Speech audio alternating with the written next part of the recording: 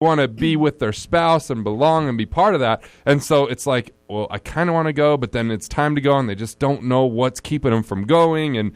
And so it's this huge battle. That's exactly, I think you vocalized exactly what I felt. And that is, if the other spouse could actually come home and instead of trying to defend their eyes, telling them about it and saying, oh, this is great, this is wonderful, you've got to do this. Instead of saying, and meeting their eye somehow and saying, you want to be such a good mom, this would make you the most phenomenal mom by doing this. Right, because sometimes people think, well, if I'm away going to something and discovering this, I'm not spending time with my child, and they feel like they're violating an eye versus investing in themselves so they could spend more quality time. And see, I think the greatest gift you can give in a relationship is not to need the person at all, but to love them and choose to be with them. See, codependency, it has nothing to do with any of my eyes, but I think in the social norms and the consumer condition, it's this you complete me type thing, and it's their eyes are really fulfilled by that person. And I'll tell you, when you have internal eyes and then it's a choice and it's a synergistic relationship, it's an exchange that creates the wealth of love. That's powerful. Someone off the break asked, how do you find out what makes other people feel important? There's two ways to do it. I won't go into the second way because it's a little more lengthy. It's what I coach on.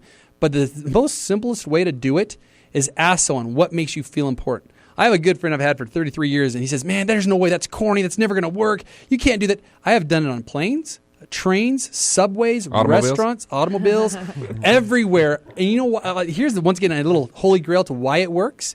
External eyes.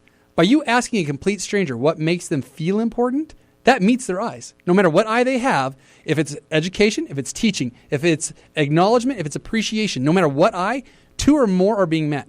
I've gone and I have interviewed now people on every continent that has people. I have interviewed people who have been in Iraq. I've interviewed people who are refugees because I want to make sure it was a law. If I was going to go from a theory to a law, it had to have proof. So I have 300 case studies, and literally no one has ever told me no. I've gone to Harley Davidson biker guys. I've tried to find the widest range of people I could.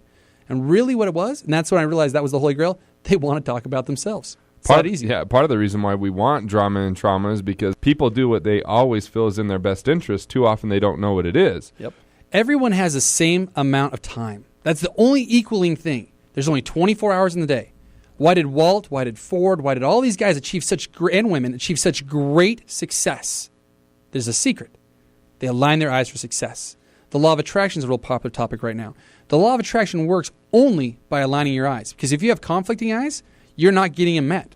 So you can't attract anything into your life. Right, because you won't feel it. You won't feel it. Well, it's just why when you see two people who have watched The Secret or people understand, or even that are involved in the revolution, and they have, this makes sense now, they're wanting the material prosperity, they're wanting the freedom that comes with it, but at the same time, there's some kind of conflicting eye on the backside Absolutely. that's causing self-destruction